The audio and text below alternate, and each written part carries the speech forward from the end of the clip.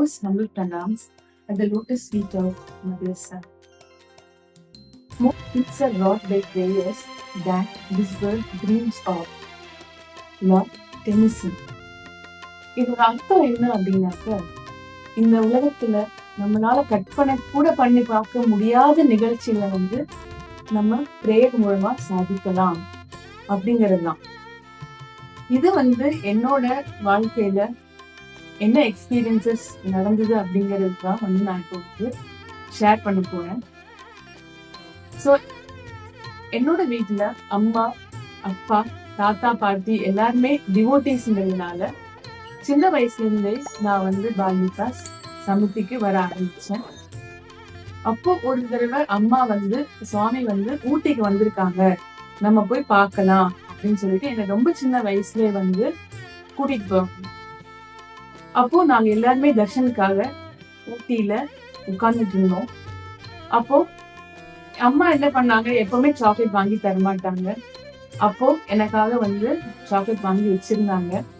2 chocolate வாங்கி வச்சிருந்தாங்க. 2ஐயும் கொடுத்துட்டு, இது உனக்கு தான், ஆனா ஒரு கண்டிஷன் என்ன அப்படின்னாக்க, நீ இப்ப சாப்பிடக்கூடாது, அமைதியா இருக்கணும், அதுக்காக தான். ஸோ எனக்கு ரொம்ப சந்தோஷமா இருந்தது. பிகாஸ் சாக்லேட்டே வாங்கி தராத அம்மா எனக்கு 2 சாக்லேட் வாங்கி கொடுத்துருக்காங்க. ஸோ அதனால நான் என்ன பண்ணேன், அமைதியா லைன்ல உட்கார்ந்துட்டு இருந்தேன். ஸோ அப்போ சுவாமி ஸ்கூல்ல படிச்ச குழந்தை எல்லாமே தர்ஷனுக்காக லைனா வருவாங்க. ஸோ அவங்க வரும்போது எல்லாரும் ஒரே மாதிரி ஸ்வெட்டர் போட்டிருப்பாங்க. எல்லாரும் எனக்கு பாக்குறதுக்கு அப்போ ஒரே மாதிரிதான் இருந்தாங்க. ஸோ எனக்கும் அந்த ஸ்கூல்ல படிக்கணும் அப்படிங்கிற அந்த ஆசை அப்போ இருந்துச்சு. அப்போ எல்லாருமே அமைதியா உட்கார்ந்தாங்க. ஸோ இதெல்லாம் நான் வேடிக்கை பார்த்துட்டு இருந்தேன். அப்போ ஒரு பாயிண்ட் ஆஃப் டைம்ல நல்ல மியூசிக் வந்துச்சு. அப்போ எனக்கே ரொம்ப சந்தோஷமா இருந்தது அந்த மியூசிக் கேட்டு. அப்படி பாக்குற சமயத்துல என்ன ஆச்சு அப்படின்னாக்க, அங்க சுவாமி அவருடைய அபோர்ட்ல இருந்து வெளியில வராரு. அப்போ அம்மா சொன்னாங்க, சரி அங்க பாரு, அங்க வராரு பாரு, ஆரஞ்சு கலர்ல ட்ரெஸ் போட்டு, அதுதான் சுவாமி அப்படின்னு சொல்றாங்க. ஸோ நானும் அவரை பார்த்துட்டே இருக்கேன். ஸோ எல்லாருக்கும் லைன்ல உட்கார்ந்துட்டு இருக்காங்க. அப்படி வந்துட்டு இருக்கிற சமயத்துல ஃபர்ஸ்ட் இருக்கிற எல்லாத்து கையிலயும் ஏதோ ஒண்ணு வச்சிருந்தாங்க சுவாமிக்கு ஆஃபர் பண்றதுக்காக. ஒரு சிலர் என்ன பண்ணிருக்காங்க, சாக்லேட்ஸ் வச்சிருந்தாங்க, ஒரு சிலர் லெட்டர்ஸ் வச்சிருந்தாங்க, ஒரு சிலர் அக்ஷதை வச்சிருந்தாங்க, பூக்கள் வச்சிருந்தாங்க.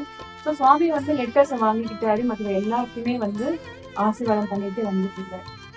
ஸோ நானும் அதை அப்படி பார்த்துட்டே வந்துட்டு இருந்தேன். ஸோ அப்போ எங்க அம்மா சுவாமி கொஞ்சம் பக்கத்துல வர்றதுக்கு இருந்தால என்னோட காதுல என்ன சொன்னாங்கன்னா, கிட்ட 2 சாக்லேட் இருக்குல்லையா, ஒண்ணு நீ சுவாமிக்கு ஆஃபர் பண்ண குடு அப்படின்னு சொன்னாங்க. அத்தனை டைம் எனக்கு ரொம்ப சந்தோஷமா இருந்தது. பிகாஸ் 2 சாக்லேட் என்கிட்ட இருந்ததுன்னு. ஆனா இப்ப அம்மா என்ன பண்ண சொல்றாங்க, உன்னை சுவாமி கொடுக்க சொல்றாங்க. ஸோ எனக்கு அப்ப ரொம்ப கஷ்டமா இருந்தது. என்னடா இது, நமக்கு கொடுத்த அந்த 2 சாக்லேட்னா உன்னை சுவாமி கொடுக்க சொல்றாங்க அப்படின்னு சொல்லிட்டு உடனே டக்குன்னு நான் என்ன பண்ணேன், சுவாமி நீங்க வாங்கிக்காதீங்க, எனக்கு 2 சாக்லேட்டும் எனக்கு தான் வேணும், ப்ளீஸ் வாங்கிக்காதீங்க அப்படின்னு சொல்லிட்டு சுவாமி பக்கத்துல வரும்போது எங்க அம்மா நீங்க குடுன்னு சொல்றாங்க. ஸோ நான் என்ன பண்ணேன், 2வது எடுப்பா லெஃப்ட் ஹேண்ட்ல இருக்கக்கூடிய சாக்லேட்டை சுவாமிக்கு இப்படி நீட்டினேன்.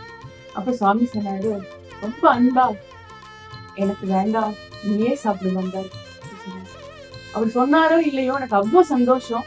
பிகாஸ் அந்த டைம்ல எனக்கு தெரியல சுவாமி கிட்ட நான் என்ன கேட்கணும், என்ன கேட்க கூடாதுன்னு. அந்த சாக்லேட் எனக்கு வேண்டாம்னு சொன்னது எனக்கு அவ்வளவு சந்தோஷம்.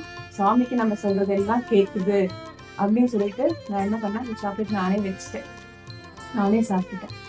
ஸோ இது இந்த மாதிரி நிறைய டைம் எனக்கு நடந்திருக்கு. ஸோ இப்போ பால் விகாஸ்க்கு போகிறதுக்கான டைம். ஸோ அம்மா சின்ன வயசுல இருந்தே என்னை பால் விகாஸ்க்கு அனுப்பிச்சிடுவாங்க. எந்த சண்டேயுமே மிஸ் பண்ண விடவே மாட்டாங்க. ஸோ எல்லா சண்டேயுமே நான் பால் விகாஸ் போக ஆரம்பிச்சேன். ஸோ அப்படி போயிட்டு இருக்க சமயத்துல 1989ல சுவாமி கொடைக்கானல் வந்துட்டு திரும்பி அவரு பிரசாந்த் நிலையம் போற போது நம்ம சமுத்திக்கு சுவாமியை நம்ம சமுத்திக்கு வர சொல்லி இன்வைட் பண்ணலாம் அப்படின்னு சொல்லிட்டு இந்த சமுத்தில இருந்து நிறைய பேர் போறதுக்காக பேர் கொடுக்க சொன்னாங்க. ஸோ அப்போ நானும் அப்பாவும் நாங்களும் வரோம் அப்படின்னு சொல்லி பேர் கொடுத்துருந்தோம். அன்னில இருந்து எனக்கு தூக்கமே கிடையாது. ஏன் அப்படின்னாக்கா, நம்ம சுவாமி அவரோட பிளேஸ்ல போய் பார்க்க போறோம். இத்தனை நாள் ஊட்டி கொடைக்கானல்ல மட்டும்தான் பார்த்துட்டு இருந்தோம், பிரசாந்த் நிலையத்துக்கு நம்ம போய் பார்க்க போறோம் அப்படிங்கிற அந்த ஒரு ஆர்வத்தினால எனக்கு தூக்கமே வரல. ஸோ இப்படி ஒரு 10 days இருந்தது. 10 daysமே எனக்கு எப்போ போவோம் டேஸ் கவுண்ட் பண்ணிட்டே இருந்தேன். ஆனா அன்பார்ச்சுனேட்டா என்ன ஆச்சு அப்படின்னாக்கா, போற நாளுக்கு முன்னத்த நாள் வந்து எனக்கு உடம்பு சரியில்லாம போச்சு. ஸோ டாக்டர் கிட்ட கூட்டிட்டு போனா ஹை ஃபீவர், இன்ஜெக்ஷன் போட்டிருக்காங்க, டிராவல் பண்ண வேண்டாம்னு சொல்லிட்டாங்க. அதே மாதிரி அம்மாவும் வரலைங்கிறதுனால என்னை எப்படி கூட்டிட்டு போறதுங்கிறது ஒரு யோசனையாவே இருந்தது. ஆனா இதை அவங்க எங்ககிட்ட சொல்லவே இல்லை. ஸோ எல்லாருமே கிளம்புறாங்க. ரயில்வே ஸ்டேஷன்ல எல்லாருமே வந்து அவங்களுடைய லக்கேஜ் எல்லாம் எடுத்துட்டு போனாங்க, என்னையும் கூட்டிட்டு போனாங்க. நானும் வந்து ட்ரெயின் ஏறி சாமி பார்க்க போறேங்கிற அந்த நம்பிக்கையில தான் இருந்தேன்.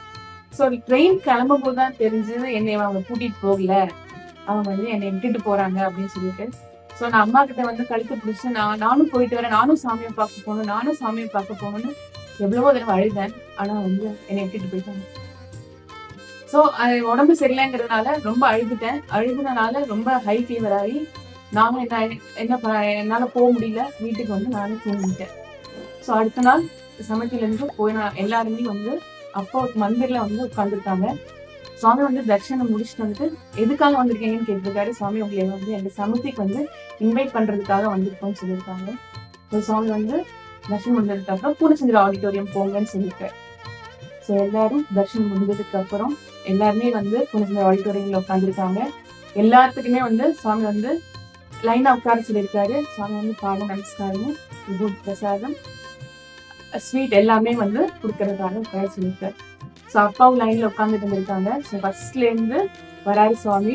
சுவாமி வந்து அப்பாவும் பாத நமஸ்காரம் எடுத்ததுக்கு அப்புறம் ஒரே ஒரு சின்ன தாட், நம்ம கொண்டு வந்திருந்தாங்கன்னா அவளுக்கும் வந்து பாத நமஸ்காரம் கிடைச்சிருக்குமே அப்படின்னு சொல்லி நினைச்சிட்டு சுவாமி ஸ்வீட் கொடுத்துருக்காரு, விபூதி கொடுத்துருக்காரு, வாங்கிட்டாங்க.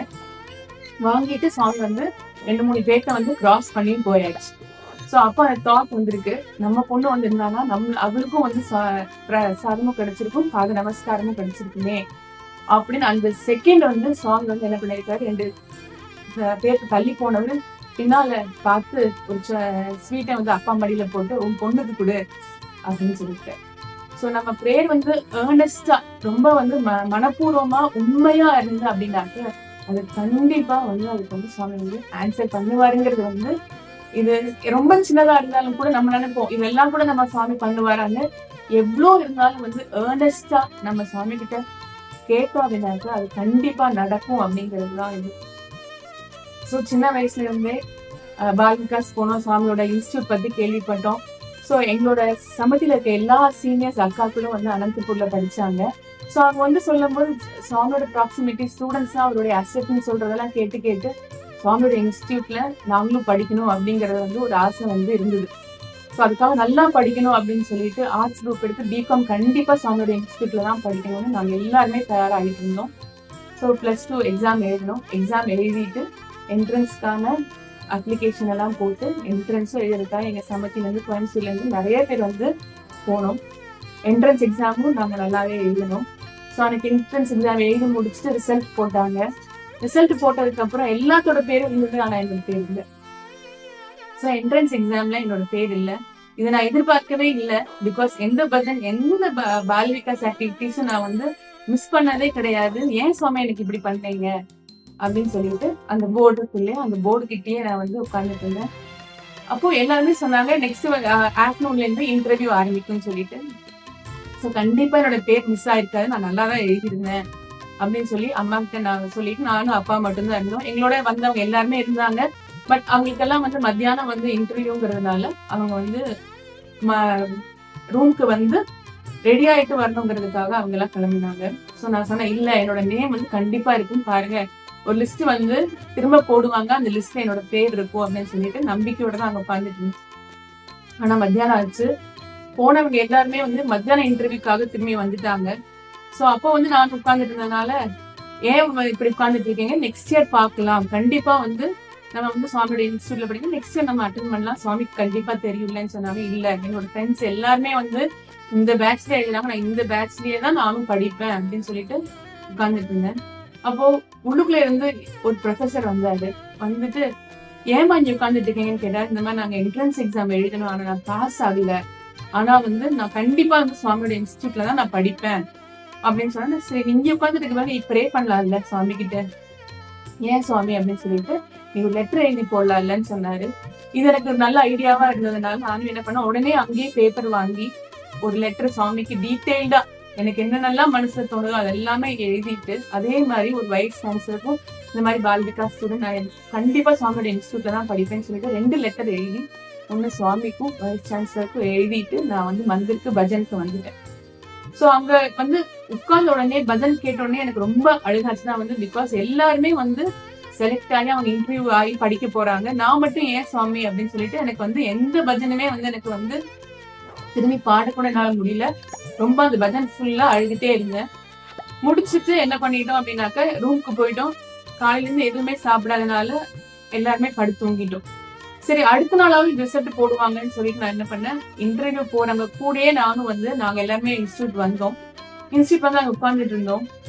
ஒரு 10 மணி 10:30 ஆச்சு, இன்டர்வியூ நடந்துட்டு இருந்தது. திடீர்னு வந்து ஒரு சார் வந்து சங்கீதா இங்க இருக்காங்களான்னு கேட்டாங்க. சோ அங்க இருந்ததுனால நான் சொன்னேன் நான் தான் சங்கீதான்னு சொல்லிட்டு. அவர் சொன்னாரு, உனக்கு வந்து கடைசியா இன்டர்வியூ நடக்குமா, நீ வந்து அட்டன் பண்ணு அப்படின்னு சொன்னாங்க. அப்போ 3rd டே லாஸ்டா நான் தான் இருந்தேன். சோ அங்க நான் என்ன பண்ணிருந்தேன், சோ எல்லாரும் ப்ரிப்பேர் பண்ணிட்டாங்க. எங்க அம்மா சொன்னாங்க, நீ நல்லா என்ட்ரன்ஸ் எக்ஸாம் எழுதல, அதனாலதான் நீ பாஸ் ஆகல. இன்டர்வியூ வந்து உனக்கு கூப்பிட்டுருக்காங்க அப்படின்னாக்க நல்லா ப்ரிப்பேர் பண்ணணும்னாங்க. நான் சாமியோட மந்திரத்துக்கு முன்னாலே உட்காந்து நிறைய ப்ரிப்பேர் பண்ணேன். நான் வந்து படிச்சது எல்லாமே காமர்ஸ் குரூப். ஸோ பிகாம்கான எல்லாமே வந்து நான் வந்து அங்க படிச்சேன். நெக்ஸ்ட் வந்து கடைசி நாள் 3rd டே வந்து காலையிலேயே போயிட்டோம். போயிட்டு கடைசியா என்னை கூப்பிட்டாங்க. கூப்பிட்டுட்டு அங்க இருந்த பேனல் இருந்தவங்க எல்லாருமே வந்து என் பேரை கேட்டாங்க. சப்ஜெக்ட்ல இருந்து ஒரு கொஸ்டின் கூட கேட்கல. நீ எப்ப இருந்து பால் விகாஸ் போற, என்னென்னலாம் ஆக்டிவிட்டிஸ் சமதியில பண்ண, உனக்கு என்னென்னலாம் பிடிக்கும், அது மட்டும் தான் கேட்டாங்களே தவிர வேற எந்த கொஸ்டினுமே கேட்கல. அப்போ ஜெயமா மேம் கேட்டாங்க, நீ வந்து இவ்ளோ கஷ்டப்பட்டுதான் நீ வந்து என்ட்ரன்ஸ் இல்ல பாஸ் ஆகாம நீ வந்து இன்டர்வியூ வந்திருக்க, நீ கண்டிப்பா வந்து ஹாஸ்டல்ல இருப்பியான்னு கேட்டாங்க. கண்டிப்பா நான் இருப்பேன், நான் வந்து வரவே மாட்டேன், நான் அங்கதான் சுவாமியோட காலேஜ்ல தான் படிப்பேன் அப்படின்னு சொன்னாங்க. என்ன கோர்ஸ்க்கு நீ வந்து என்ட்ரன்ஸ் எழுதுனேன்னு கேட்டாங்க. நான் பிகாம் சொன்னேன். ஆனா பிகாம் கிடையாது, நீ வந்து பிஏக்கு தான் செலக்ட் ஆயிருக்கேன்னு சொன்னாங்க. சுவாமியோட இன்ஸ்டியூட்ல என்ன கோர்ஸ் கிடைச்சாலும் நான் படிக்கிறேன்னு சொல்லிட்டு பிகாம்க்கு ஆப்ட் பண்ணி பிஏ தான் படிக்க ஆரம்பிச்சேன். ஸோ அங்க பிஏ வந்து பிகாம் படிச்சிருந்தா கூட அங்க வந்து 3 years தான் வந்து நான் படிச்சிருந்திருக்க முடியும். ஆனா பிஏ எடுத்ததுனால நான் எம்ஏவும் 5 years வந்து சுவாமியோட இன்ஸ்டியூட்ல படிக்கிறதுக்கான சான்ஸ் கிடைச்சது. சுவாமிக்கு வந்து நம்மளுக்கு எது பெஸ்ட் அப்படிங்கறது வந்து சுவாமிக்கு கண்டிப்பா தெரியும்.